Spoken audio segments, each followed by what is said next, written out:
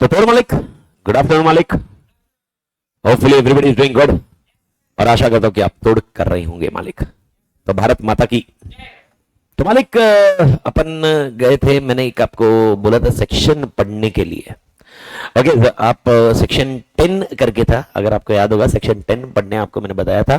Section 10 की कहानी, इसको थोड़ा चालू करता हूं मैडम, ठीक है ना। हाँ तो सेक्शन 10 की बात कर रहे थे, सेक्शन 10 के ऊपर चर्चा करते हैं मालिक। तो मेरे भाइयों और बहनों, तो सर सेक्शन 10 क्या बोला था, सेक्शन 10 क्या बोला था? एक सेकेंड, ये कौन सा आ गया? यही ये क्या आ गया?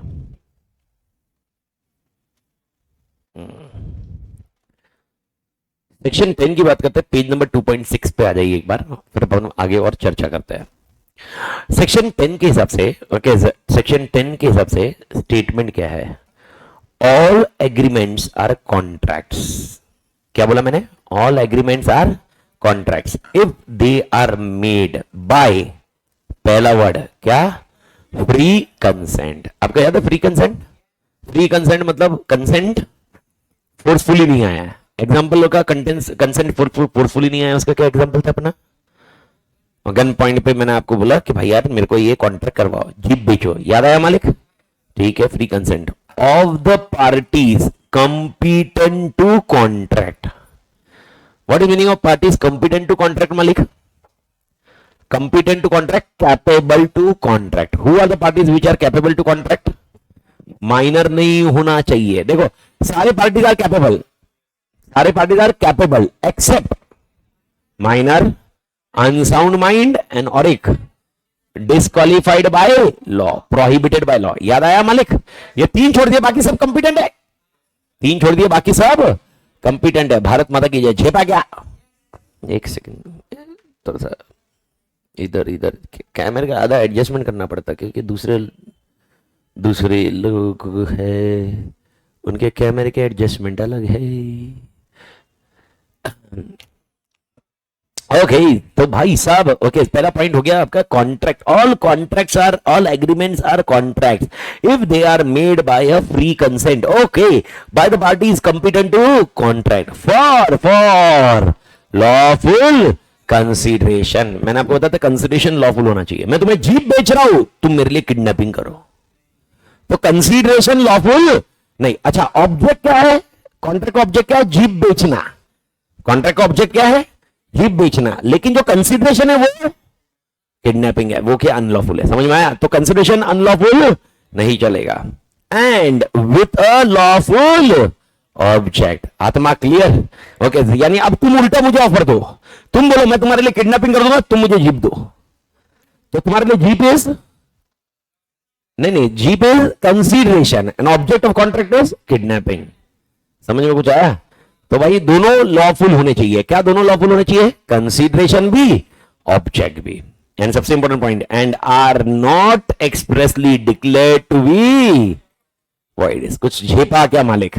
एग्जांपल कुछ बताओगे? जो मैंने बताया था कुछ कॉन्ट्रैक्ट जो एक्सप्रेसली डिक्लेयर्ड एज वॉइड है, एक आंसर आपको आना चाहिए।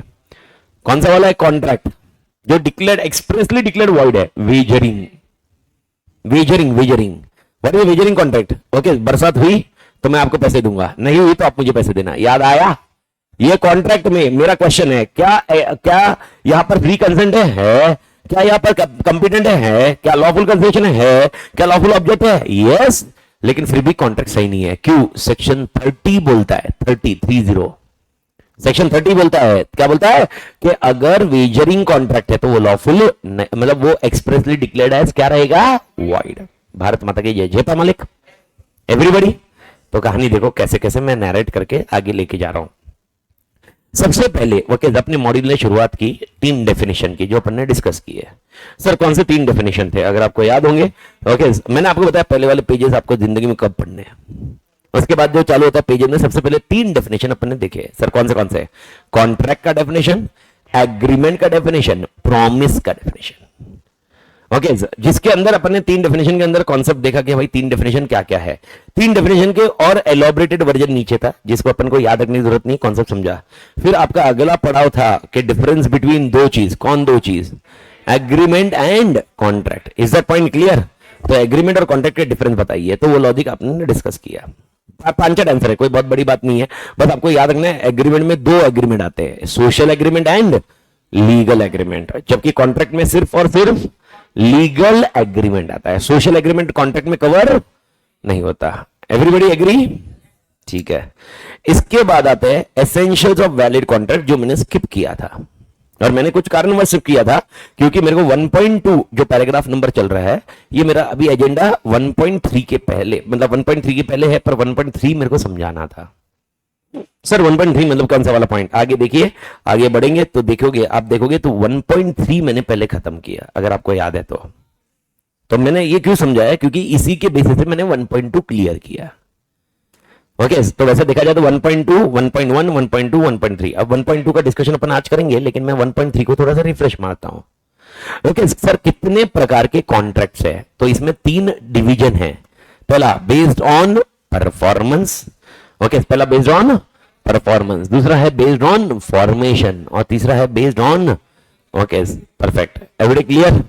ओके अब बात करें, मैंने परफॉर्मेंस मैंने ना उल्टा समझाया था आपको, याद है क्या? इसमें भी मैंने इस सीक्वेंस से नहीं गया, परफॉर्मेंस के सीक्वेंस से गया, यानी मैंने कॉन्ट्रैक्ट एंड करने के रिवर्स में गया। आप उसको कैसे भी याद रखिए, कोई फर्क नहीं पड़ता, कॉन्सेप्ट रेडी करिए।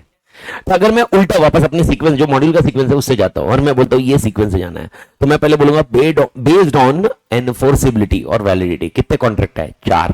चार नहीं 5। पहला point valid, void, voidable, illegal and अनएनफोर्सिएबल। Okay मेरा क्वेश्चन है, क्या अनएनफोर्सिएबल कॉन्ट्रैक्ट वैलिड ही होते हैं क्या? क्या अनएनफोर्सिएबल कॉन्ट्रैक्ट वैलिड कॉन्ट्रैक्ट ही होते क्या? हाँ, लेकिन टेक्निकल कुछ रीजंस होते हैं जिसकी वजह से वो कॉन्ट्रैक्ट को एनफोर्स किया नहीं जा सकता। कोर्ट में जाके आप इस कॉन्ट्रैक्ट को दिखा के कुछ नहीं कर पाओगे, जज आपके फेवर में नहीं देगा कोई। ओके इसका एक क्या एग्जांपल डिस्कस किया था? 3 साल हो गए, आपने मुझसे कर्जा लिया था, ओके ड्यू था, मैंने अभी तक आप पे केस नहीं किया। याद आया कुछ? ठीक है सर, बकायदा मैंने इस एग्जांपल को क्यों लिया, क्योंकि एक उस दिन डे बिफोर यस्टरडे किसी ने तो मुझे क्वेरी पूछी, तो मैं क्लियर कर दूं। तो सर ऐसा इसका मतलब है बैंक लोन लिया और मैं फिर भाग जाऊं, 3 साल हो जाए, फिर कोई दुनिया की ताकत मुझे पकड़ नहीं सकती? ऐसा नहीं है, ऐसा नहीं। सुनो, अगर मैंने बैंक लोन लिया और बैंक का ड्यू आया और मैं भाग गया, बैंक ने अगले 3 साल में, मैं भले ही भागा हुआ रहेगा, लेकिन बैंक ने अगले 3 साल में क्या करना चाहिए मेरे अगेंस्ट? केस। बस अगर बैंक अगले 3 साल में मेरे अगेंस्ट केस नहीं करती है ना, तो बैंक भूल जाएगी अपना पैसा। मैं 3 साल भर रहा, पैसा भूल जाएगी बैंक, ऐसा नहीं है। मैं 3 साल, फिर तो विजय माल्या का तो पैसा आज भूल जाना चाहिए अपन ने। यार कितने साल हो गए?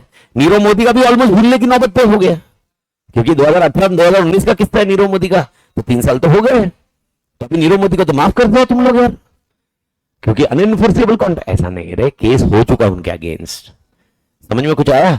तो अनएनफोर्सिबल में क्या समझाया था मैंने? केस नहीं किया तो क्या नहीं किया? तो केस। अगर आपने केस नहीं किया ना उसके अगेंस्ट, समझ में आ गया? केस, लीगल स्टेप्स नहीं लिए ना, तो आप नहीं कर सकते कुछ। ओके ये कॉन्सेप्ट आ जाता था। सर इसके साथ में अपन ने और डिस्कस किया फॉर्मेशन। मेरे को नहीं लगता ये इसमें कोई प्रॉब्लम आनी चाहिए। 5 आंसर है, express contract, implied, quasi and E. और इसके अंदर इंप्लाइड का और एक नाम क्या बताया था मैंने? टैसिट।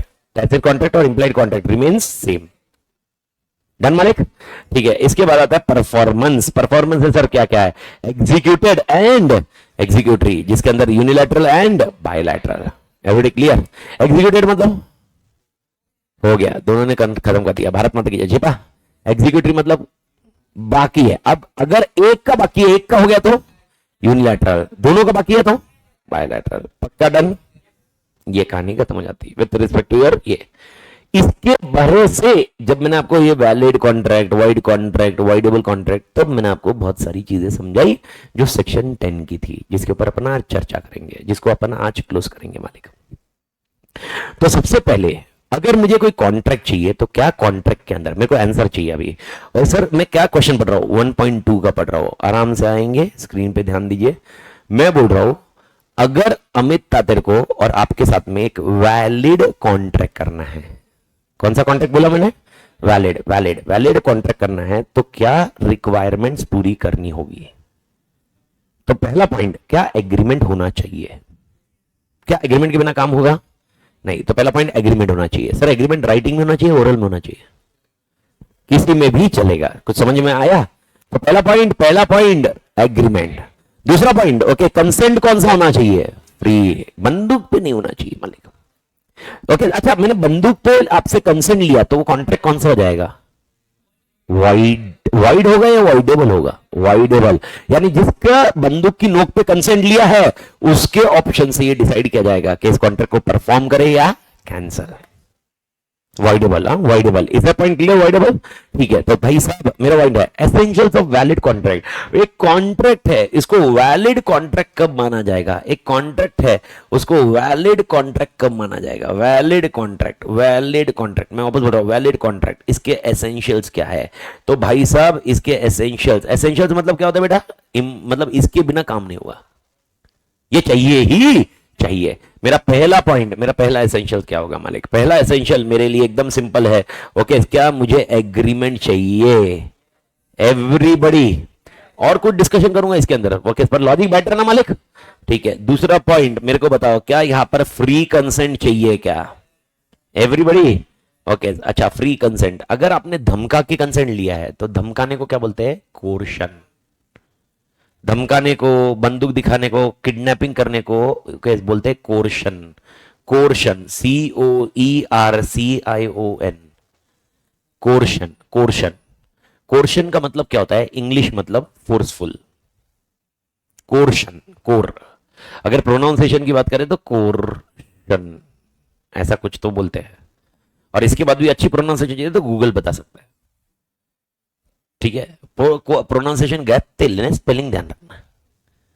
ओके, स्पेलिंग गड़बड़ मत करना सालो, एग्जामिनर तुमसे पूछेगा नहीं। ओके, और पेपर से आवाज नहीं आएगी तुमने कोर्शन।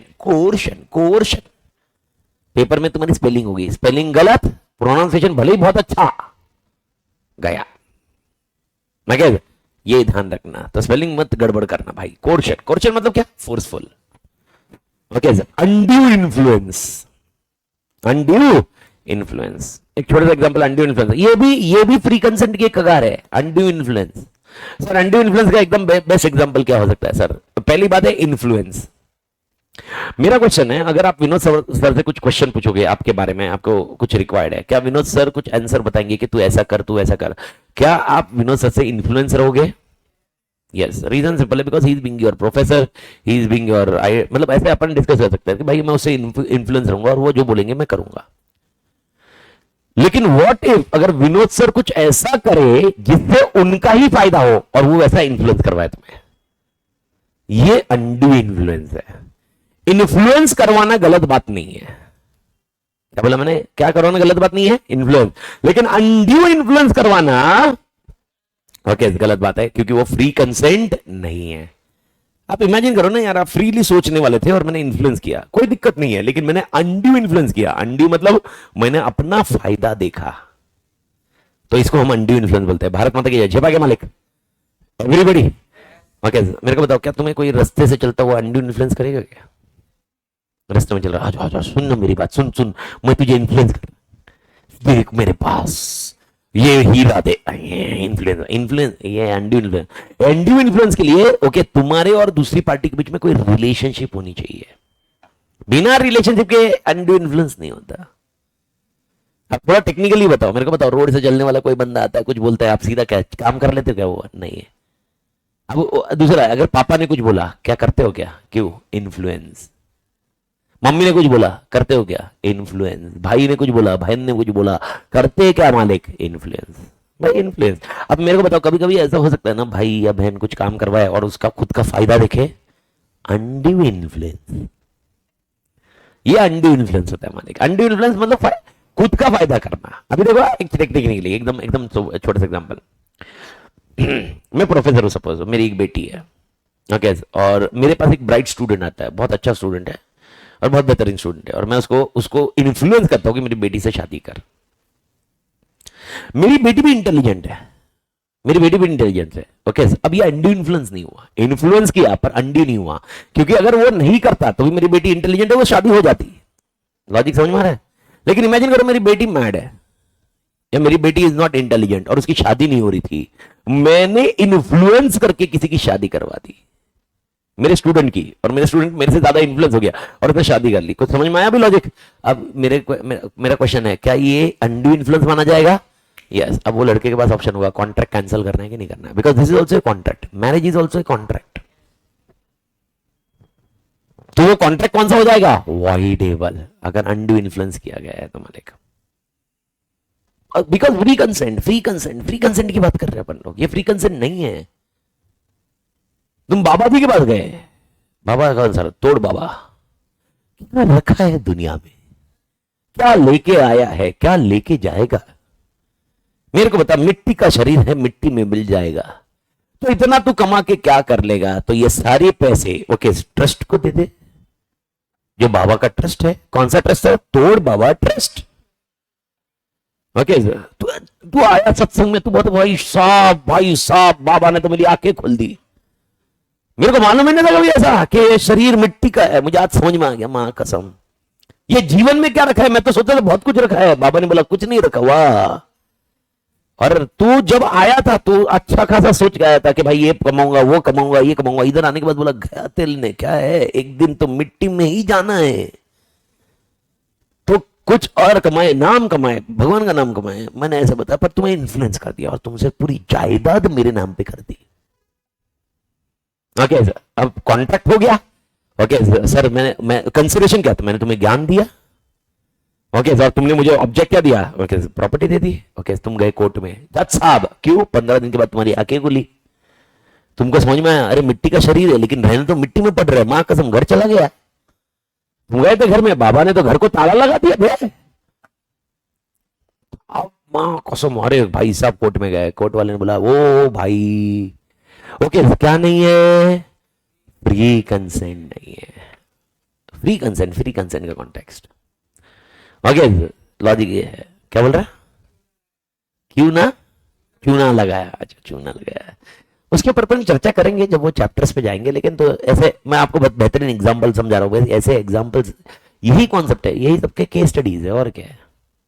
मैं जो आपको अभी जो एग्जांपल बताया सब तुम्हारे सिलेबस का है, कुछ भी बाहर का नहीं है।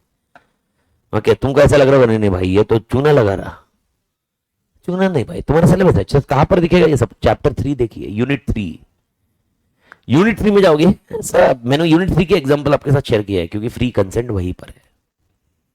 ओके सर, मैंने जीप बेचनी थी, आप आए, ओके आप बोले मैं जीप खरीदूंगा, लेकिन जिसका पावर गियर वेयर एकदम जबरदस्त होगा मैं वो खरीदूंगा। मैं बोला अपनी जीप का गियर बहुत भारी है, लेकिन गियर मतलब थर्ड क्लास, गाड़ी चलाते टूटने वाला था।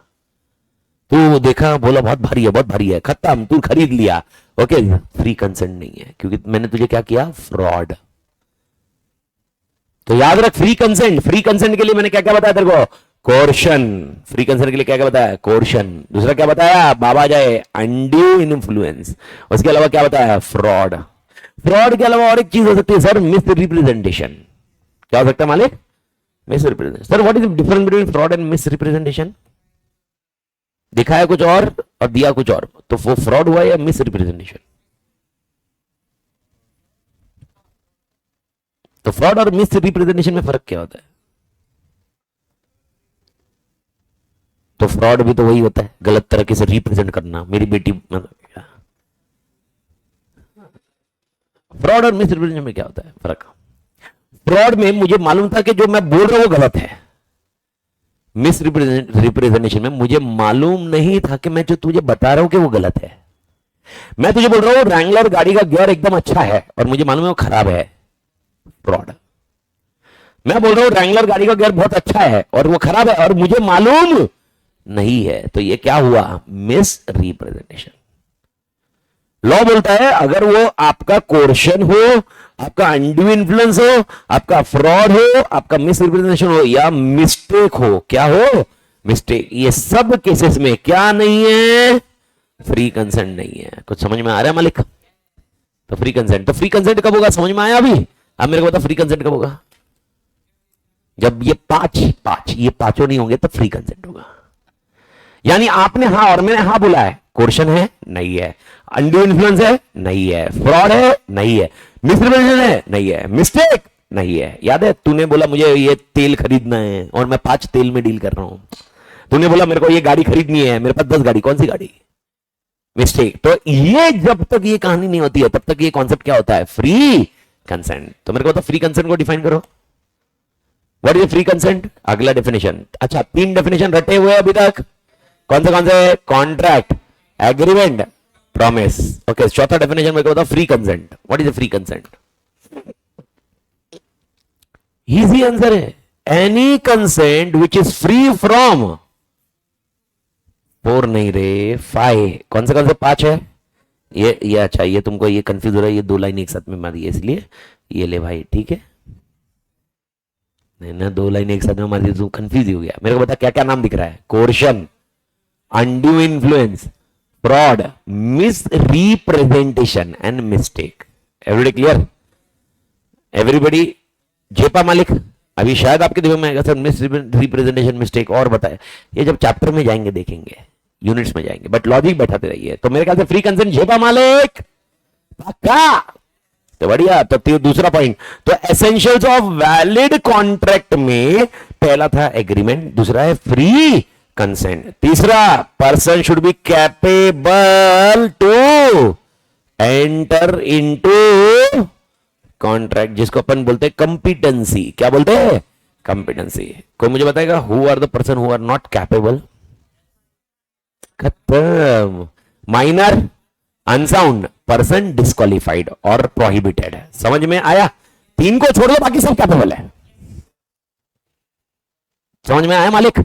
बढ़िया। ओके चौथा सिनारियो मेरे को बताओ, कंसीडरेशन कैसा होना चाहिए? लॉफुल। ओके कंसीडरेशन मतलब something for something, something in return. अरे कोई फुकट में थोड़ा ना काम कर रहा भाई, something in return, every time there is something in return.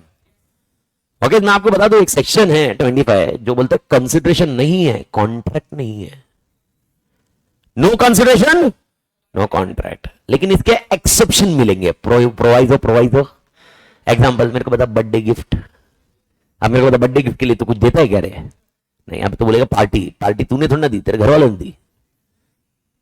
Okay पर गिफ्ट तेरे को दिया कि घर वालों को दिया? तेरे को दिया।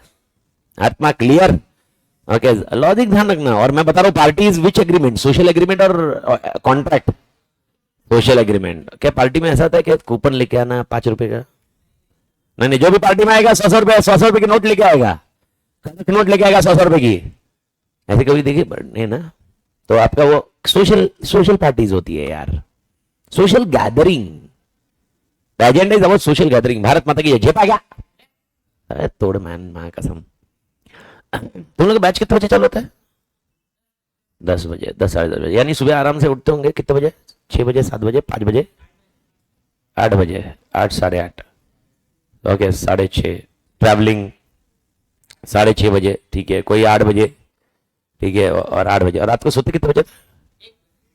1 बजे। तो यानी 1 से लेकर 8 बजे तक की नींद अच्छे से होती है, मतलब एक 7-8 घंटे की नींद तो हो ही जाती है।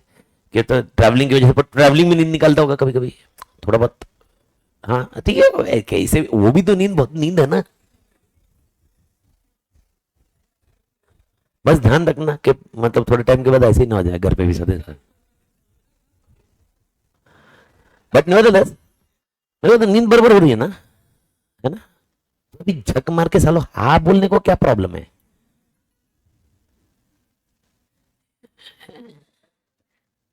तो अकेले ही बोल रहे तेरा क्या रहे? हाँ बोला, मतलब तेरे को सुनाई दे रहा है? हाँ बोला ना मैंने, हाँ बोला मैंने। आवाज है ना, गले में आवाज पक्का ना? मैं माइक निकाल के भी तोड़ बात कर सकता हूँ और चिल्ला के इसी आवाज से, बस इतना है कि रिकॉर्डिंग करनी है इसलिए मेरे को ऐसा बात करना है। नहीं तो माइक हटा दो, मतलब मैं अभी चिल्ला नहीं रहा हूं क्योंकि तुम्हारे कान और फट जाएंगे। पहले से आधे दिमाग खराब हो गए, मतलब कभी कभी तो तुमको लग रहा है सुबह अरे भाई अच्छे से नींद आ रही थी, साला आ गया उठाने। भाई साहब आवाज है, मेरे को बता। ओके मेरे को बता, कंसिडरेशन मतलब क्या? Something in return. मैंने क्या बोला? कंसिडरेशन नहीं तो कॉन्ट्रैक्ट नहीं। लेकिन बर्थडे गिफ्ट में कंसिडरेशन किधर है? एक्सेप्शन। तो जब भी प्रोवाइड हो, यानी नो कंसिडरेशन नो कॉन्ट्रैक्ट के भी एक्सेप्शन मिलेंगे, बट अब बेस लाइन क्या है? No consideration no contract. तो कंसिडरेशन होना चाहिए कि नहीं होना चाहिए? होना चाहिए। कौन सा होना चाहिए? लॉफुल या अनलॉफुल? बस लॉजिक है। कंसिडरेशन, कंसिडरेशन के बाद भाई साहब ऑब्जेक्ट को भूलिए मत। क्या ऑब्जेक्ट ऑफ कॉन्ट्रैक्ट भी लॉफुल होना चाहिए? Yes sir. Object of unlawful object बताइए। अनलॉफुल ऑब्जेक्ट ड्रग्स वाला और कुछ ऐसे कुछ, ये ड्रग्स वाला है, यानी ड्रग्स लो, किडनैपिंग लो, ये सारी चीजें अगर एक इसमें डाले, जो लॉ मना कर रहा है वो तुम कर रहे हो, ठीक है, उसके अलावा वो लॉ मना कर रहा है उसमें कर रहे हो, उसके अलावा जनरली और कुछ जो जो इसके अलावा, मतलब ये आईपीसी में लिखा है ना, किडनैपिंग, मर्डर वर्डर, सारा ड्रग्स, आईपीसी। आईपीसी मतलब इंडियन पैनल कोड, उसमें लिखा हुआ है। उसके अलावा देखिए, जब मैं ये ऑब्जेक्ट अनलॉफुल बोलता हूं ना, तो इसको अपन है ना थोड़ा सा वाइडर टर्म लेंगे, खाली लॉ को नहीं बोलेंगे। एक पब्लिक पॉलिसी, पब्लिक पॉलिसी मतलब एक जिम्मेदारी। ओके, उसमें भी कॉन्ट्रैक्ट हम क्या करेंगे, अगर अनलॉफुल ऑब्जेक्ट मान लेंगे उस टाइप पे, ऑब्जेक्ट ही अनलॉफुल मानेंगे, कॉन्ट्रैक्ट ऑब्जेक्ट ही अनलॉफुल। ओके, एक ए पर्सन है, बी और सी ने शादी कर ली है। सुनो, हाँ, शादी किसकी हो गई है? बी और सी की। ए ने सी को बोला कि एक काम कर, बी को तलाक दे, और तूने अगर बी को तलाक दिया तो मैं तुझसे शादी करूंगा। ओके, हो सकता है ये बहुत पैसे वाला हो, वॉट एवर इट में भी। एवरीबडी, तो मेरे को बताओ किसने प्रपोजल दिया? ए ने। किसको दिया? सी को। क्या था? तू किसको तलाक दे? बी को तलाक दे और मेरे से शादी कर। मैं, तूने अगर बी को तलाक दिया तो मैं शादी करूंगा। तो व्हाट इज द कॉन्ट्रैक्ट? तूने बी को अगर तलाक दिया तो मैं शादी करूंगा। ओके, सी ने तलाक दे दिया जोश जोश में। फिर सी गया किसके पास? ए के पास। ए बोला मेरे को शादी नहीं करनी। अब मेरे को बता, सी किसके पास जाएगा? बी के पास वापस। क्या मिलोगे? अरे सी किसके पास जाएगा? कॉन्ट्रैक्ट ब्रेक हो गया ना। ए ने प्रॉमिस किया था ना, अरे प्रॉमिस, प्रपोजल दिया था, ऑफर दिया था, कोर्ट के पास जाएगा ना, बी के पास जाएगा। मां कसम। और बी तो वापस हकल देगा ना। बी बोलेगा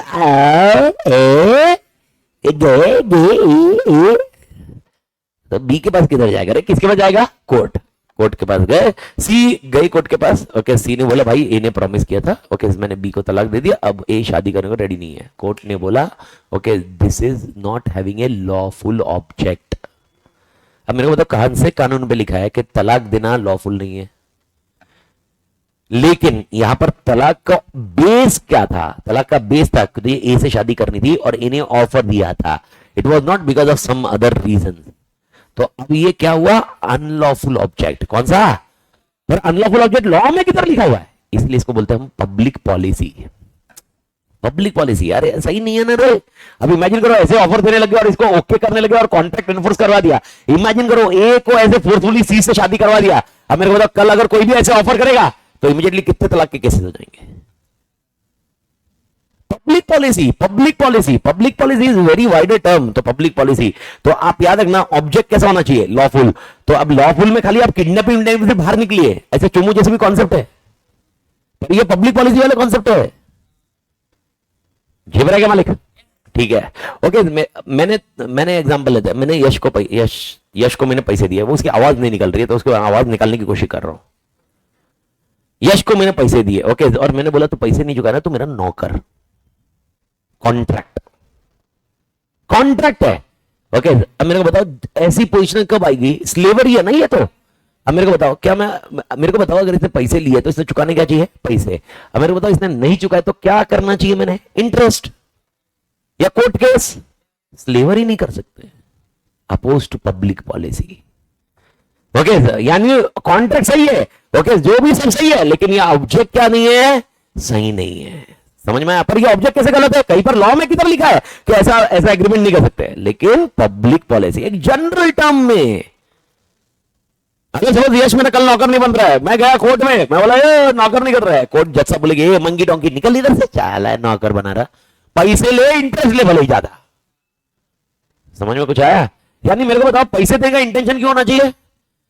अगर मैंने इसको ऐसा कॉन्ट्रैक्ट में लिखा पैसे नहीं दिए तो तू नौकर बनेगा, मतलब मेरा पैसे देने का इंटेंशन था नौकर बनाना, which is not correct as such. Bharat Mata की समझ में आया मालिक? झेप रहे ना मालिक? तो पब्लिक पॉलिसी, पब्लिक, अरे बहुत बड़ा कॉन्सेप्ट है ये वाला पॉइंट। एंड सबसे इंपॉर्टेंट पॉइंट, लास्ट पॉइंट मेरे ख्याल से, it should not be declared, expressly declared as void. तो 6 पॉइंट सबको झेपे क्या मालिक? तो मेरे को बताओ, what are the 6 essentials of a valid contract? कितने एसेंशियल है? 6। कौन से?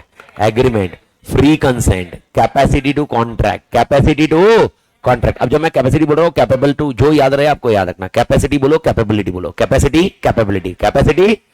ओके, चौथा पॉइंट कंसिडरेशन, पांचवा ऑब्जेक्ट, एंड छठा एक्सप्रेसली वॉइड नहीं होना चाहिए। क्या बोला मैंने?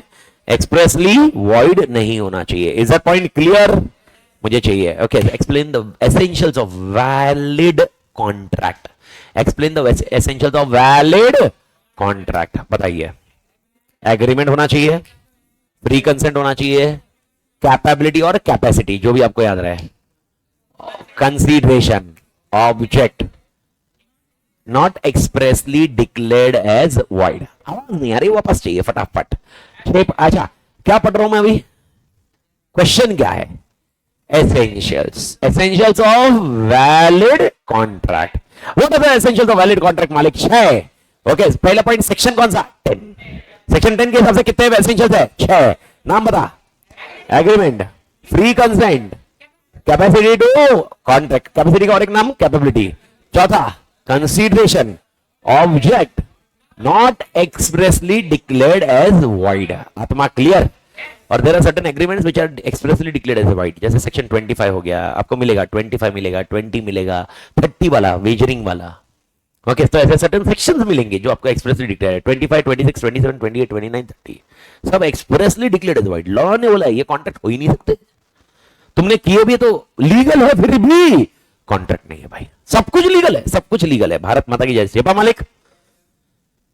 तो इंडियन कॉन्ट्रैक्ट एक्ट का सेक्शन 10 क्या बोलता है? अगर मुझे कॉन्ट्रैक्ट करना है तो कितनी रिक्वायरमेंट फुलफिल करनी है? 6। और अपना आईसीआई बोलता है, आईसीआई मतलब ये मतलब क्या? ये अपनी मदर बॉडी है, ये मदर बॉडी अपनी। कौन नाम है माई? Institute of Chartered Accountants of India. अपनी इंस्टीट्यूट बोलती है कि अगर केस लॉज उठावे कुछ कुछ कुछ कुछ कुछ, उसके हिसाब से ये 6 तो ठीक है, लेकिन ये 6 के अलावा भी और 5 है जो आपने ध्यान रखने चाहिए।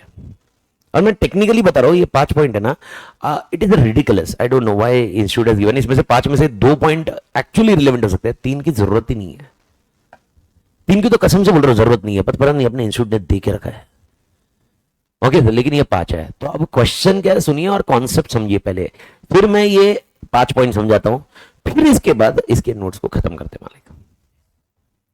ओके, कॉन्सेप्ट समझिए। अगर मैंने बोला सेक्शन 10 के हिसाब से रिक्वायरमेंट बताइए तो कितनी भाई? 6। Okay, other than section 10 there are more essential requirement. कितने? 5। समझ में कुछ आया? अदर देन सेक्शन 10, सेक्शन 10 के हिसाब से नहीं है सर। अदर देन कैसे मालूम पड़ेगा? कोई केस लॉज, कुछ केस लॉज हुए हैं, कुछ हुए हैं, उसके हिसाब से ये अदर देन आता है मालिक। ओके, कुछ समझ में आया मालिक? ठीक है, तो मेरा पहला पॉइंट में आता है sir, other than case laws case में अपन क्या करते हैं? Okay, other than section 10 essential requirement, other than section 10 essential requirements.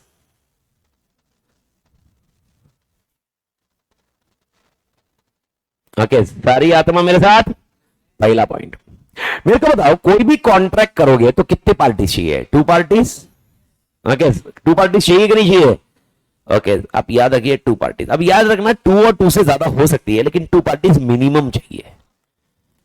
There can not be 1 party to a contract. Okay, I can not contract with my self.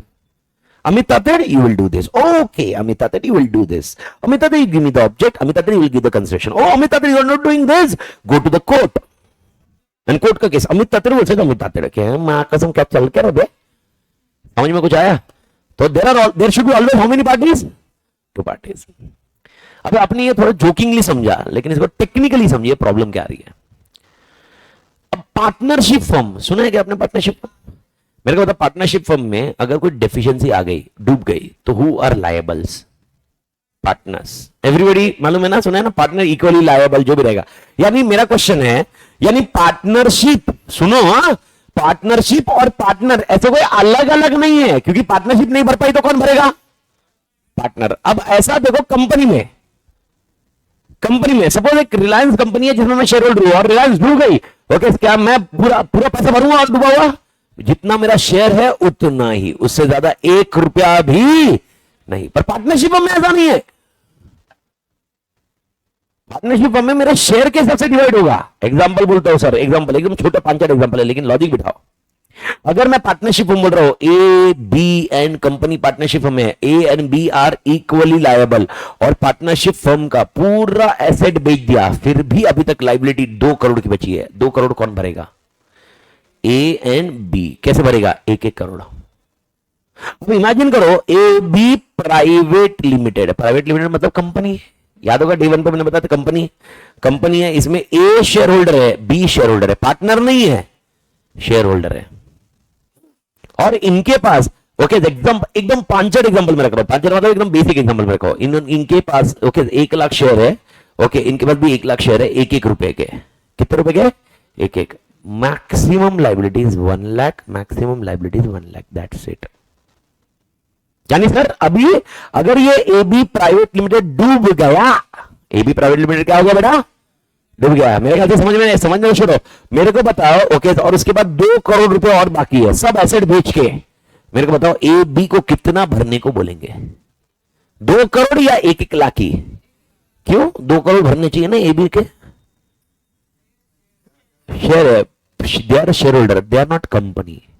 तो मेरा question है, company and shareholder are same और different? Partnership में partner और partners and partnership firm are same और different? Same. समझ में कुछ आया? मेरे को पक्का एग्जांपल समझा क्या सबको? नहीं समझा? तो मेरे को बताओ, रिलायंस कंपनी पे केस हुआ क्या? अमित तादर पे केस हुआ क्या? नहीं ना, मैं शेयर होल्डर हूं, एक शेयर है मेरे पास, और मैं वैसे बहुत शेयर में बहुत भयंकर इन्वेस्टर नहीं हूँ। ओके, मैं तो अभी विनोद सर और प्रशांत सर के साथ में बहुत फ्रीक्वेंटली, मतलब इन लोग ने मेरे को ये चेंज लगाई आदत शेयर्स में इन्वेस्ट करने का, ये वह। अदरवाइज अपन एकदम तोड़बंद है, अपन कभी इन्वेस्ट ही नहीं करते। ओके, भविष्य की चिंता वो करे जिसने भविष्य को सोचना है, अपन के लिए भाई आज की चिंता है। तो अपन ने पूरा खर्चा पैसा उड़ाया और लाइफ स्टाइल पे उड़ा दिया, जिंदगी ना मिलेगी दोबारा, बात खत्म। इससे ज्यादा सोचने का ही नहीं अपन ने। और मैं सच्ची में बता रहा हूं, मतलब अपना प्रिंसिपल एकदम ऐसा ही रहा है डे 1 से। ऐसा नहीं कि अभी, बचपन से था, जब मैं सीए कर रहा था तभी भी था, बट इतना था कि उस टाइम पे औकात नहीं थी। तो धीरे धीरे जैसे पैसे, मतलब समझ में आ रहा है, मतलब वैसे बनते हैं वैसे, पर सेम लॉजिक। मतलब मैंने शादी भी की तभी मैंने पहले मनाली को क्लियर बताया कि मेरा एजेंडा यही रहेगा लाइफ में। और अगर आज मेरे को कोई ज्ञान छिपता है कि बच्चों के लिए रखना चाहिए, ये रखना चाहिए, ओके, तो मैं बोलता हूँ बच्चे अपना कमाएंगे, बच्चों का सिर्फ मैंने क्या पूरा करना चाहिए? एजुकेशन। एजुकेशन की कमी नहीं आने दूंगा, मेरी गारंटी। लेकिन साला मजे करने के लिए मेरे पैसे, बात खत्म है। क्या है भाई यार, मजे करने तो तुम पैसे, तुम भी उड़ाओ ना यार। अपन ने भी वैसे ही किया, अपन का लॉजिक क्लियर है, एजेंडा क्लियर है, अपना एजेंडा एकदम क्लियर है अपन के कॉन्सेप्ट में है। ऋतिका के लिए रखेंगे अपन, मतलब ऋतिका को देने के लिए, डॉटर को। आदित्य क्या है, but keeping this all point in mind, point ये है, ओके, मतलब मैं जिस पॉइंट से आ रहा था कि भाई अगर रिलायंस का शेयर होल्डर हूं मैं, आज मैं बन गया शेयर होल्डर, पहले था नहीं पर मैं शेयर होल्डर हूं।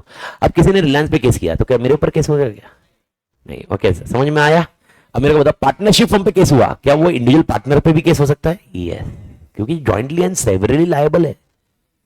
शेयर होल्डर में ऐसे थोड़ा ना होता है। यानी अगर पार्टनरशिप फर्म पे केस हुआ और पार्टनरशिप फर्म भर नहीं पाई पैसा, वो किससे रिकवर करेंगे? पार्टनर से। अब मेरे को बताओ, रिलायंस कंपनी भर नहीं पाई पैसा, किससे रिकवर करेंगे? शेयर होल्डर से। Company max to max company बंद होगी, डूब जाएगा सब पैसा। पक्का एग्जाम्पल क्लियर? तो मैं आगे डिस्कस करूं मैं क्या समझाना चाहता हूं। ये समझाना नहीं था मेरे को, ये पहले बेस रेडी करना था, ठीक है। अब मेरे को बताओ, इसका मतलब एक इंटरप्रिटेशन अपन क्लियर कर सकते हैं कि पार्टनरशिप फर्म और पार्टनर सेम और डिफरेंट? पार्टनरशिप फर्म के पार्टनर और पार्टनरशिप फर्म ये दोनों सेम है या अलग अलग है? सेम है। और कंपनी और शेयर होल्डर सेपरेट पर्सन है। पार्टनरशिप फर्म और पार्टनर सेपरेट पर्सन नहीं है। तो सुनो ना मेरी बात, ABN company, ABN company, ABN company partnership firm थी, एबीएन कंपनी पार्टनरशिप फर्म थी। ओके, ये डिसॉल्व हुई। अब मेरे को बताओ, डिसॉल्व होने के बाद एसेट्स किसको जाते हैं? एसेट्स किसको जाते हैं? सब पेमेंट हो गया, सब पेमेंट हो गया, बाकी सब लाइबिलिटी सब पे कर दी, तो एसेट बचे किसको जाएंगे? पार्टनर्स को जाएंगे मालिक, दो पार्टनर्स ए एंड बी, दो पार्टनर्स को जाएंगे, एवरीबॉडी। ओके, अब यहां पर है ना एक सेल्स टैक्स ऑफिसर आ गया। Sales tax officer, sales tax officer मतलब जो सेल्स पे टैक्स लेता है। किस पे टैक्स लेता है बेटा? सेल्स। सेल्स टैक्स ऑफिसर के सामने, नजरों के सामने ये होता हुआ देखा, सेल्स टैक्स ऑफिसर की आत्मा तिल मिलाई। सेल्स टैक्स ऑफिसर की आत्मा ऐसे बोली, ये क्या हो रहा है, ये मैं नहीं देख सकता। सेल्स टैक्स ऑफिसर ने सीधा नोटिस भेजा, सर किसको? एबी को। बोला कि आपने जो एसेट पार्टनरशिप फॉर्म से लिए हैं, ये हमारे लिए सेल माने जाएंगे। क्या माने जाएंगे? सेल। और इसके ऊपर आपने टैक्स भरना है। अरे मां कसम, समझा क्या लॉजिक? समझा? यानी जो एसेट डिस्ट्रीब्यूशन हुआ, सेल्स टैक्स ऑफिसर का कंटेंशन क्या था? सेल्स टैक्स ऑफिसर का कंटेंशन क्या था? ये सेल्स हुआ है। क्या हुआ ये? ओके, सेल्स हुआ है, क्योंकि यहां पर ये बोल रहे भाई पार्टनरशिप हमने दिया ना तुम्हें, तो सेल्स टैक्स ऑफिसर बोलता है ये सेल्स हुआ है, इसलिए तुम्हें क्या भरना पड़ेगा? टैक्स। ओके, ए और बी का कंडीशन था, सेल्स जब होता है जब दो पार्टी होती है। ओके, क्वेश्चन ये है, क्या ए बी एंड कंपनी और ए एंड बी, क्या ये अलग अलग पार्टी है क्या? ओके, ये कोर्ट, ये केस कोर्ट में गया और कोर्ट में निर्णय निकला, A B and company and A and B ये दो अलग अलग नहीं है, तो सेल्स ही नहीं है। और सेल्स ही नहीं है तो क्या उस पर टैक्स आएगा? तो मां कसम, लॉजिक सिंपल है। तो मेरे को बताओ, अगर एग्रीमेंट करना है, कॉन्ट्रैक्ट करना है, यानी सेल्स का भी कॉन्ट्रैक्ट करना है, तो कितने जन चाहिए? एक पर्सन के साथ नहीं। लॉजिक बैठा? एवरीबॉडी हाँ या ना? पक्का? तो क्यों? देखो, कंपनी होती तो चीजें अलग होती, लेकिन क्योंकि पार्टनरशिप फर्म था, जहां पर पार्टनर एंड पार्टनरशिप फर्म ये दोनों अलग अलग नहीं है। ओके, तो ये कॉन्ट्रैक्ट कैसे होगा? मेरे को बताओ तो सही, क्योंकि मेरे को तो ए बी ने किससे एसेट्स लिए? ए बी ने एसेट्स किससे लिए? एबीएन कंपनी से, जो कि वो खुद दिए ना रे, तो सेल्स कैसे होगा? भारत माता की जय। पहला पॉइंट समझा? मेरे को नहीं आ रहा समझ में। पक्का समझा क्या? सच्ची में बताओ, जे पाना पक्का? केस स्टडी है ये, केस स्टडी। बस अब मसाला पड़ेगा तो केस स्टडी, बस ये खत्म, मसाला कॉन्सेप्ट है। अभी अपने को केस स्टडी याद रखनी है। एवरीबॉडी देखो, एक एक जस्ट एग्जांपल बता रहा हूं, देखो, टू पार्टीज, अगर पढ़ो, टू पार्टीज, पेज नंबर कौन सा हो? 2.6 पे आओ। एक मिनट के लिए आओ खाली, बस, फिर बाद में मेरे साथ रहो, फिर बाद में देखेंगे। टू पार्टीज, मेरे को बताओ टू पार्टीज का मिला? टू पार्टीज, ओके, मसाला पढ़ते हैं। One cannot contract with himself, ये याद रखने का line. Okay, a contract involves at least two parties, one party making the offer and the other party accepting it. इधर तक होना चाहिए।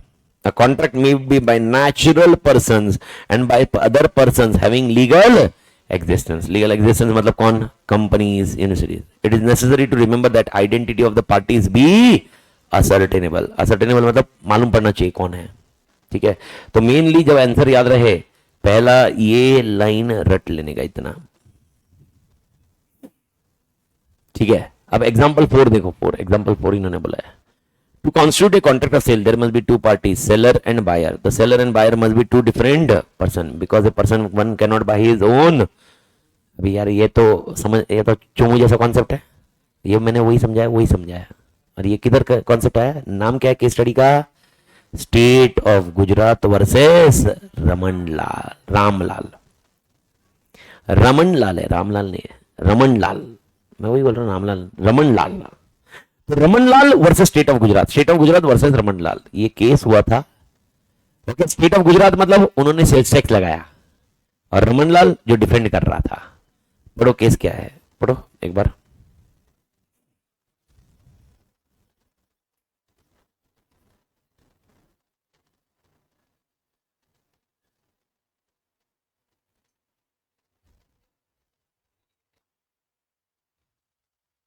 पक्का कॉन्सेप्ट समझा? तो आपको समझ में आ रहा है मैं क्या समझा रहा हूं? बस ऐसा समझना, अपने को स्ट्रक्चर याद रखना है। ओके, अब सर सवाल कैसे आ सकता है एग्जामिनेशन में? पहला सवाल, एक्सप्लेन सेक्शन 10। प्रो इतनी किस्मत अच्छी किधर अपनी।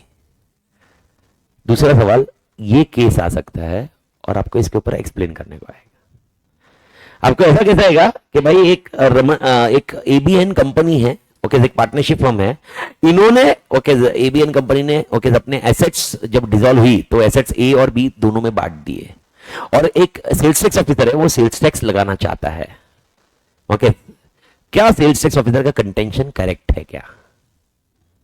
क्या सेल्स टैक्स ऑफिसर का कंटेंशन करेक्ट है? क्या सेल्स टैक्स ऑफिसर सही है या गलत है?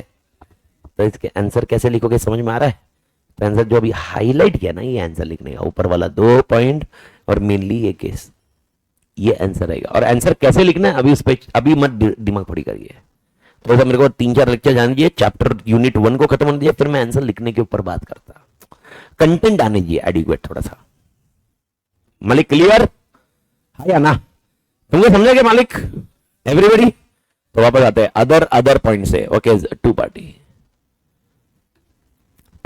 तो टू पार्टीज का लॉजिक बैठा? Okay sir. अच्छा, हम लोग अभी क्या पढ़ रहे हैं? नहीं, टू पार्टीज तो ये क्या है? Other than section 10 essential requirement, यानी ये एसेंशियल रिक्वायरमेंट ही है लेकिन सेक्शन 10 में दिखाई नहीं गई है। तो सर किधर आई? लॉ से।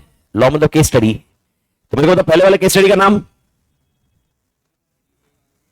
State of Gujarat versus Raman Lal. आगे का छोड़ दो, बट इतना याद रखो। आत्मा क्लियर? सर आपने ऊपर का कोई मसाला डिस्कस क्यों नहीं किया? बताता, टेंशन मत लो, आराम से, चिंता मत करो।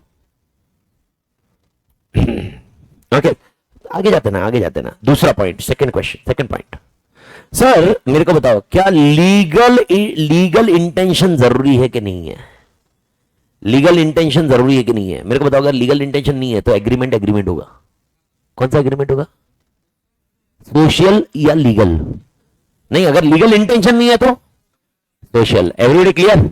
एक हस्बैंड ने अपनी वाइफ को वादा किया, वो निभाना पड़ेगा, ऐसे वाइफ ने बोला।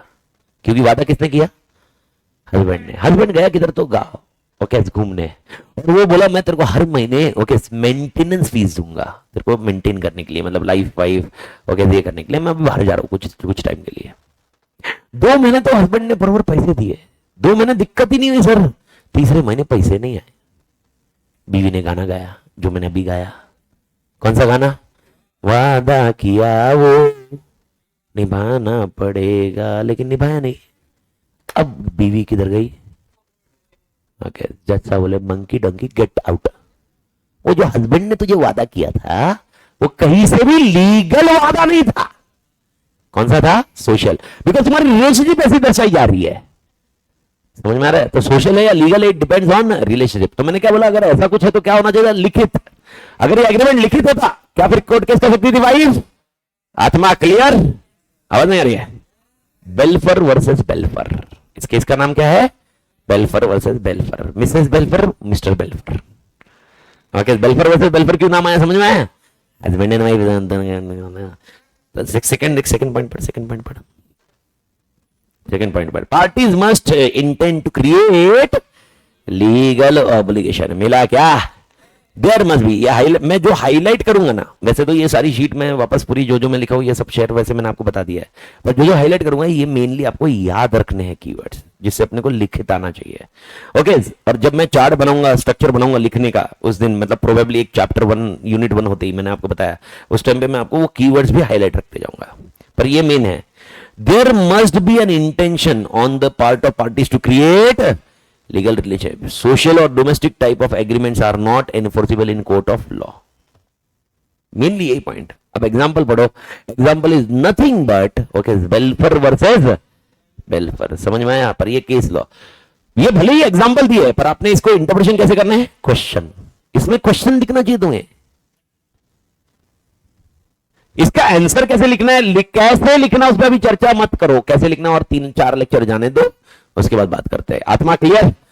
ओके 4-5 घंटे और जाएंगे जब मैं बात करता हूं कैसे लिखना है। अभी के लिए लॉजिक समझो। क्वेश्चन आया कि हस्बैंड ने वाइफ को प्रॉमिस किया कि भाई ऐसा ऐसा करना है, और वाइफ ने 2 महीने के बाद पेमेंट नहीं किया, वाइफ ने केस किया, क्या केस सक्सेसफुल होगा? क्यों? आपको फिर ये लिखना होगा जो येलो लिखा हुआ है कि parties must intend to create relationship. Okay, खाली सोशल एग्रीमेंट में काम नहीं करेगा। और फिर आपको केस लॉ का नाम क्या देना है? Balfour versus बेल्फर। जेबा आ गया मालिक। ठीक है, देखो अगला, देखो अगला तुम्हारे साथ जो से चोमू बनाया जाता है वो एग्जांपल 6 है। कोई केस नहीं है लेकिन एग्जांपल 6 है। मिस्टर लेखपाल promise to pay 5 lakh to his son if the son passes the CA exam. On passing the exam, the son claimed the money. Here, the son could not recover as it was. चुमू बन गया। तो अगर आपके पापा ने mummy ने promise किया by chance बेटा एग्जाम पास हो गया, ओके, और मैं तू पास हुआ ना, मैं तेरे को बाइक देगा, मैं तेरे को घड़ी देगा, मैं तेरे को ये देगा, क्या बोलने का? लिखित दो। चुमू ऐसा वर्ड नहीं यूज करने का। मां कसम दो कान के नीचे बज क्या बोलने का? पप्पा लिखित दो। ओके, पापा बोलेंगे भाई क्यों ऐसा? भाई I am studying foundation very seriously, so I know, okay, oral agreement in social terms when relationship exists does not exist. So there is a relationship between you and me which definitely have an undue influence also. So I don't want that free consent is not available and other things. So let's do one thing, we go in writing. बोलेंगे writing. Okay, example 7 भी पढ़ी है। मतलब ये example वापस दिए हुए but ठीक है, बस अपन समझ रहे बस। A sold goods to B on condition that he must pay the amount of goods within 30 days. Here A intend to create a legal relationship. Okay, hence the same is contract. On failure of B on making payment, A can sue him in a court of law. समझ में कुछ आया? Everybody? पक्का? तो अगला नाम क्या ध्यान रखने का? बेल्फर। बेल्फर की स्पेलिंग लिखते हो BALFOUR, बराबर ना? वर्सेस वापस यही लिखने का बेल्फर। पक्का क्लियर? तीसरा वाला पंचायती है, छोड़ सकते हो आप। मैंने आपको क्या बोला था याद है? फर्स्ट सेकंड 1-2 पॉइंट दिए, बाकी तो सब पंचायती है। Other essentials, other formalities which are required. अब मेरे को बताओ क्या ऐसा हो सकता है? Okay, can there be an oral agreement? Can there be oral agreement? But can there be a law which requires the agreement should be in written? कुछ ऐसा हो सकता है? ओके, एग्जांपल, कुछ एग्जांपल अगर आपको याद आएगा, इंश्योरेंस। मैंने आपको क्या बताया था? इंश्योरेंस के कॉन्ट्रैक्ट में भले ही ओरल आपने कर लिया होगा, कोर्ट ऑफ लॉ में इसको क्लेम नहीं कर पाओगे। तो कोर्ट ऑफ लॉ में जाने के लिए आपको क्या चाहिए? रिटन। अदर फॉर्मेलिटीज जो 6 में नहीं आती है। कौन से 6 में? ये 6 में एग्रीमेंट है, फ्री कंसेंट है, कैपेबल टू एंटर है, कंसिडरेशन है, ऑब्जेक्ट है, एक्सप्रेसली वॉइड नहीं है। लेकिन ये बोल रहे हैं अदर फॉर्मेलिटीज। अब अदर फॉर्मेलिटीज को आप जनरली आप देखोगे तो भाई रिटर्न होना चाहिए, लॉ की रिक्वायरमेंट होनी चाहिए, what ever it may be, पर ये पंचायती टर्म्स है जो दिया हुआ है। तो मेरे हिसाब से इसमें कोई ज्यादा ऐसे हेडेक वाला कॉन्सेप्ट नहीं है, बस आपको मालूम होना चाहिए अदर फॉर्मेलिटीज का कॉन्सेप्ट है। ओके, तो मेरे को बताइए अदर फॉर्मेलिटीज आइए, तीसरा point, other formalities to be complied in certain cases. A contract में बी रिटन और स्पोकन। जेब आ गया। As to a legal effect, there is no difference between written contract and contract made by word of mouth. समझा? Legally कोई problem नहीं है। Contract by word of mouth is also a contract. But in the interest of the parties of contract must be written. In certain case of contracts, some other formalities may have been compiled to make an agreement legally enforceable. For example, कौन सा example था जो मैंने दिया आपको? Contract of insurance. ये पा क्या मालिक? ओके ठीक है। ओके, ये प्रॉपर्टी मेरी है। ओके, ये मैं खरीद लिया तुमसे। ओके, खरीद लिया, लेकिन पेपर मेरे नाम पे नहीं है, तो क्या ये मैं इस पे क्लेम कर पाऊंगा? Contract for immovable property. 2 example दिए हुए।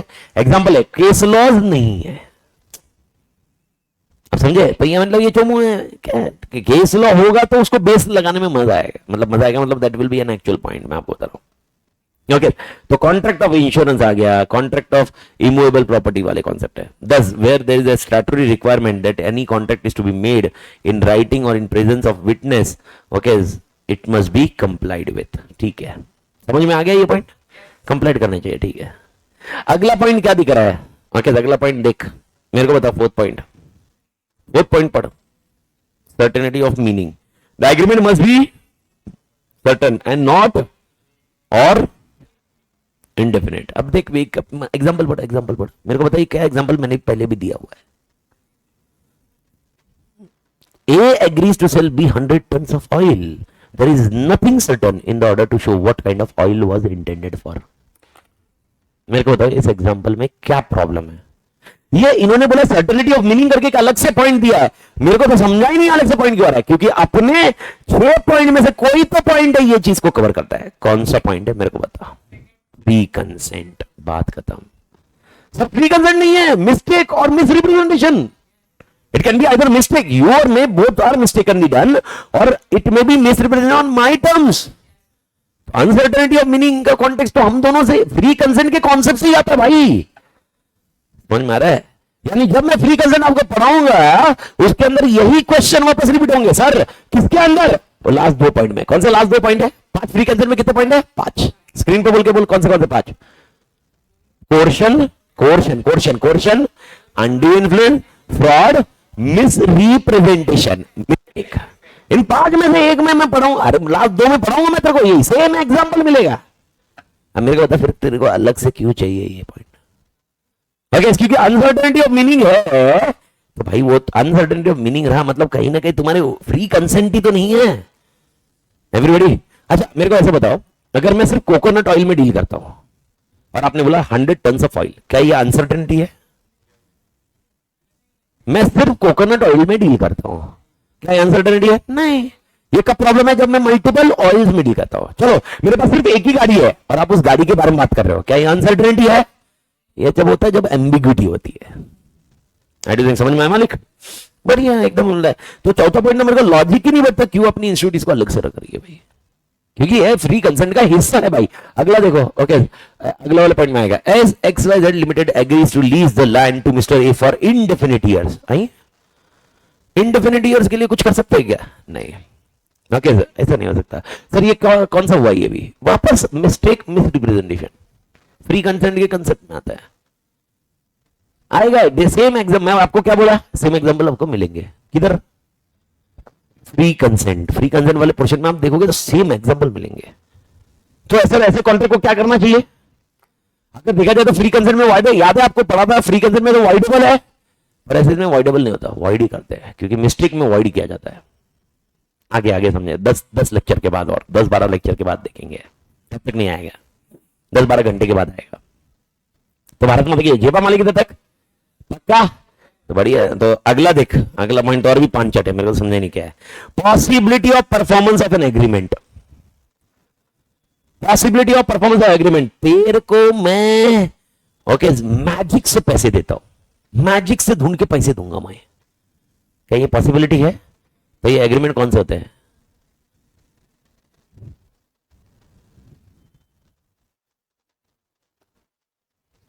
Expressly declared as.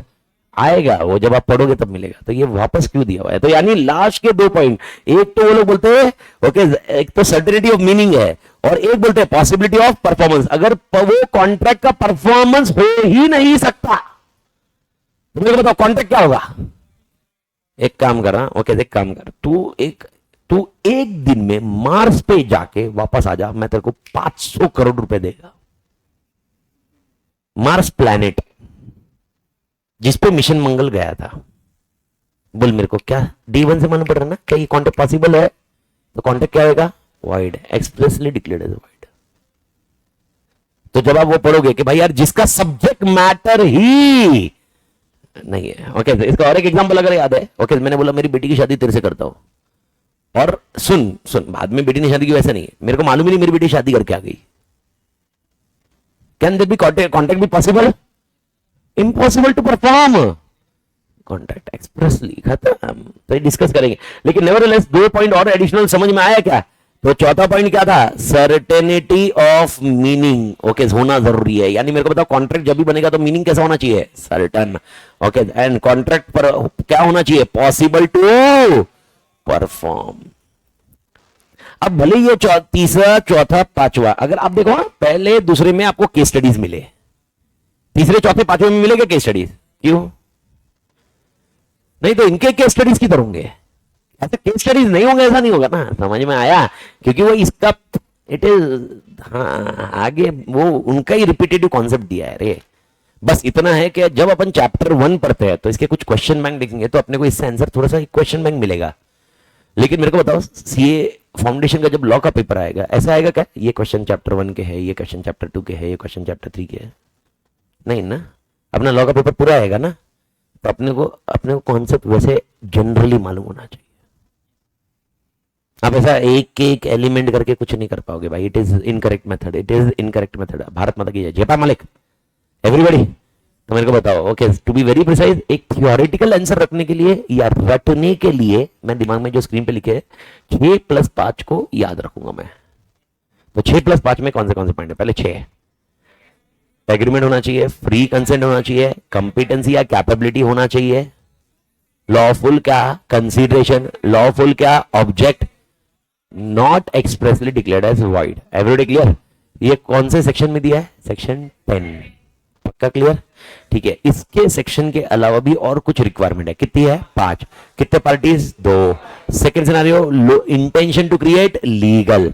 तीसरा सिनेरियो, ओके सर्टन फॉर्मेलिटीज मतलब रिटन होना चाहिए, ओरल होना चाहिए। चौथा scenario, certainty of meaning. And पांचवा, पॉसिबिलिटी ऑफ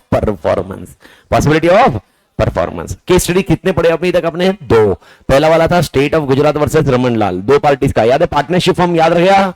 दूसरा था बेल्फर वर्सेस बेल्फर। वो बेल्फर वर्सेस बेल्फर किसके लिए? सोशल एग्रीमेंट, बीवी पति पत्नी ने केस किया था, याद आएगा मालिक? ठीक है, अब सुनिए मेरी बात मालिक एकदम आराम से। ओके अगर अपन देखें तो एसेंशियल ऑफ वैलिड कॉन्ट्रैक्ट अगर पैराग्राफ 1.2 पे रहे तो इसका एक समरी आपको एक पेज में मिलेगा। मिला क्या? देखो पेज पे हो, मिला नीचे एक समरी है, 2 पेज को ज्वाइन करके देखोगे तो 1 2 3 4 5 6 मिलेगा। फिर उधर देखिए 1 2 3 4 मिलेगा। मिला क्या? ठीक है, वो 6 वाले इसमें क्या लिखा है देखो, not expressly declare to be void as per section 24 to 30 56। समझ में आया? 24 to 30 अपन जब जाएंगे देखेंगे, जिसके अंदर 30 वाला तो आपको आता ही अभी भी, वेजरिंग। 30 कौन सा है? वेजरिंग। 56 मेरी बेटी ने शादी कर ली, मुझे नहीं मालूम। ओके जीप जल गई, ओके सब्सटेंस गया, impossibility of performance, impossibility of, समझ में कुछ आया? ऐसा सेक्शन है, वो सेक्शन जाएंगे तो आपको ध्यान रखना पड़ेगा, बट टेक्निकली ये आंसर क्लोज होता। ओके अब अगर इसके नीचे जस्ट कंटिन्यू चलते हो तो ये जो मैंने 5 पॉइंट डिस्कस किए अभी के वाले थे, इसके नीचे मिले सबको? एवरीबॉडी? ठीक है, उसके नीचे, अब उसके नीचे और आपको टोटल ओके कितने पॉइंट मिलेंगे? कितने पॉइंट मिलेंगे? 6। कौन से 6 पॉइंट? कौन से 6 पॉइंट? 6 पॉइंट कौन से? Okay essential of valid agreement as per section 10। पहला क्या नाम मिल रहा है? Offer and acceptance of an agreement. In short क्या होना चाहिए? एग्रीमेंट। और एग्रीमेंट रहा तो मतलब 2 चीज होती है। अच्छा एग्रीमेंट का definition, promise and set of promise forming consideration for each other. And what is the promise? When the proposal और offer is made to a person, the person who signifies his assent is called an acceptance of offer and now it is called a promise। Okay उसके अंदर और कुछ content है ही नहीं। Okay proposal का definition है जो अपन लेटर ऑन में, ध्यान रखो, आत्मा देखो। अगला पॉइंट मेरे को बता, सेकंड क्या नाम है? क्या लिखा है? 2 or more person are said to be consent when they agree upon the same thing in the, this can be understood as identity of minds। okay understanding terms, same sense में सोचना अपने को। okay further such consent must be free। फुकट होना चाहिए क्या रे? नहीं, फ्री किससे? देख consent must would be considered free consent if it is not caused by. मिला क्या? कितने नाम मिले? 5 नाम बता। Coercion, undue influence, fraud, misrepresentation, mistake. झेपा क्या? तो 5 से नहीं हुआ मतलब फ्री कंसेंट है। ओके और एग्जांपल है, मैं A who own 2 car is selling red car to B thinks he is purchasing the black car। There is no consensus ad idem. ये कॉन्सेस एडिडम बात को छोड़ दो, वो चैप्टर में जाएंगे देखेंगे। हेंस नो कॉन्ट्रैक्ट, मिस्टेक है ना। अब मेरे को बताओ, क्या ये एग्जांपल अनसर्टेनिटी ऑफ मीनिंग के साथ मैच नहीं होगा? मीनिंग कॉन्ट्रैक्ट का ऑब्जेक्टिव अनसर्टेन है। मैं ब्लैक बेच रहा हूं, तू रेड, क्या अब्बा डब्बा चब्बा चल रहा तुम्हारा? ठीक है, मेरे ख्याल से समझ में कुछ आया? ठीक है ओके ये आगे ठीक है, इसको इग्नोर करो, कोई टेंशन नहीं है। ओके आगे क्योंकि उधर देखो उन्होंने लिखा है स्टूडेंट में note that terms question blah blah is explain in what unit 3। छोड़ दो लॉजिक समझा? ठीक है अगला पॉइंट, कैपेसिटी ऑफ पार्टीज। बता कौन से 1 2 3 पढ़। Okay Section 11 of Indian contract specify that every person is competent to contract who is age of majority, who is of, and who is not other, not otherwise क्या disqualified. समझ में हो जाए तो 3 पॉइंट अपने रटने हो रहे हैं. तो मेरे को पता, मैं उल्टा क्वेश्चन पूछ रहा हूं, कौन एंटर नहीं कर सकता कॉन्ट्रैक्ट? आंसर चाहिए मेरे को. Minor unsound person disqualified. कौन सा सेक्शन? 11, 10, 11 याद रखना. और अनसाउंड माइंड, साउंड माइंड मतलब कौन? पागल. सेक्शन 12 बताता. कौन बताता? 12, 10, 11, 12. 10 contract, 11 who can enter into a contract, and 12 मैं पागल हूं अनसाउंड माइंड. आएगा आगे आराम से, लेकिन लॉजिक में आपको समझा दो. लिंक देखो. अगला पॉइंट मेरे को बताओ. ओके, ये छोड़ दो, तीन ये क्वालिफिकेशन छोड़ दो, माइनर तीनों के एग्जांपल दिए. समझ में आया क्या कुछ? ठीक है, अगला पॉइंट क्या चाहिए? कंसिडरेशन. अब कंसिडरेशन के अंदर क्या लिखा है? क्विड प्रो को. मतलब क्या? Something in return. Quid pro को समथिंग इन चाहिए यार. फुकड़ में थोड़ा ना कोई काम करेगा. That is how the consideration concept works. मालिक आत्मा क्लियर. आगे वापस कुछ दिया नहीं है. अभी एक एग्जांपल दिया. Ignore ignore ignore ignore. अगला पॉइंट, पांचवा पॉइंट एकदम साथ में दिया. Lawful consideration and object. क्या ये लॉफुल होना चाहिए? यस. ओके, सेक्शन 23 दिया है. Ignore ignore sir, ignore. क्यों सर? अरे बोल रहा मैं.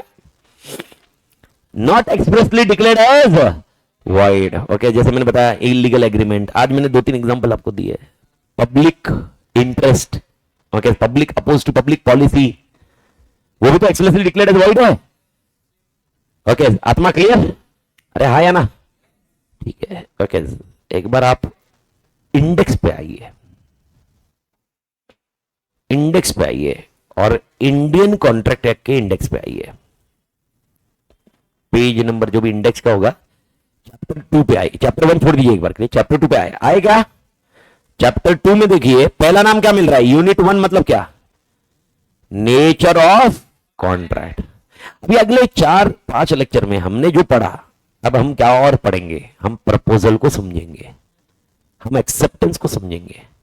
ओके, यानी ऑफर को समझेंगे, एक्सेप्टेंस को समझेंगे, इसकी एसेंशियल रिक्वायरमेंट्स क्या है वो समझेंगे, हम इसको कैसे कम्युनिकेट करेंगे वो समझेंगे, हम इसको रिवोक कर सकते हैं क्या वो समझेंगे. सर रिवोक मतलब मैंने ऑफर दिया और वापस ले लिया. अब ओरली दे दिया, रिवोक का ऑप्शन ही नहीं बचता. लिखित में हो सकता ना, मैंने तेरे को लेटर भेजा और लेटर तेरे को 7 दिन बाद मिला, तो तू जब तक एक्सेप्ट नहीं करता तब तक मैं रिवोक कर सकता हूं. और रिवोक, ये कॉन्सेप्ट चैप्टर 1 का, यूनिट 1 का बचा. तो यूनिट 2 का नाम देख बेटा, कंसिडरेशन. यानी कंसिडरेशन क्या है? कंसिडरेशन का कॉन्सेप्ट क्या है? जेपा क्या मालिक? यानी यहां पर यूनिट में जाके क्या देखेंगे? कंसिडरेशन. सबसे बेहतरीन, सबसे छोटा चैप्टर. 2-2.5 घंटे 3 घंटे मैक्स टू मैक्स, वो भी मैं टाइम पास करता इसलिए. ओके, अदरवाइज ये तो 1.5-2 घंटे का भी कॉन्सेप्ट नहीं है. मतलब मैं तुम्हारा बता ऐसा. अबे तुम देखो यार. ओके, देख 2.46 से चालू होता. ओके, समरी के पहले देख 2.52 पे एंड होता. ओके, और यूनिट ओवरव्यू तो छोड़ ही देने का ना. यूनिट ओवरव्यू तो तेरे को कब पढ़ना है? एग्जाम खत्म होने के बाद. समझ में आ रहा है क्या? तो भाई साहब तेरा 5 पेज का चैप्टर नहीं हो यार, बहुत तोड़ चैप्टर. ओके, अगर बात करूं वापस जून 20, मैं रिसेंटली बात कर रहा हूं, उसमें क्वेश्चन आया इसका एक 6 मार्क का.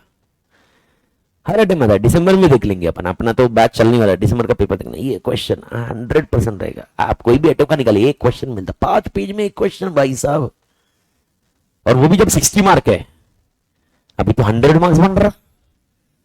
हाँ बढ़िया बढ़िया. अगला पॉइंट देखिए क्या लिखा है? Other essential elements. अब मेरे को बता कितने एलिमेंट्स पढ़े तूने अभी? आज पढ़े, आज 6 बता. कौन सा? पहला एग्रीमेंट, चैप्टर 1 में पढ़ लिया.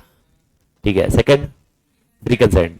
Third okay capacity to contract. Fourth consideration. Unit 2 चला गया. पांचवा ऑब्जेक्ट. ओके. छठा not expressly declared as void. पहला वाला तो चैप्टर 1 में गया, चौथा वाला चैप्टर 2 में गया. ओके, जो बचे हुए पॉइंट है चैप्टर 3 है, सबसे बड़ा चैप्टर. ओके, तो चैप्टर 3 की अगर मैं बात करूं, देख स्क्रीन पे देख, एक बार थोड़ा सा बता देता हूं, पहला देख क्या दिख रहा है, तो मेरे को बता इसके अंदर क्या पढ़ना है, मेरे को समझा तू। माइनर कौन होता है? Unsound mind, disqualified. समझ में आ रहा है? अगला देख, फ्री कंसेंट, समझ में आया? और उसके कौन से एलिमेंट्स है जो फ्री कंसेंट में? तो फ्री कंसेंट में कौन सी चीजें मेरे को बता। फ्री कंसेंट में 5 कौन सी?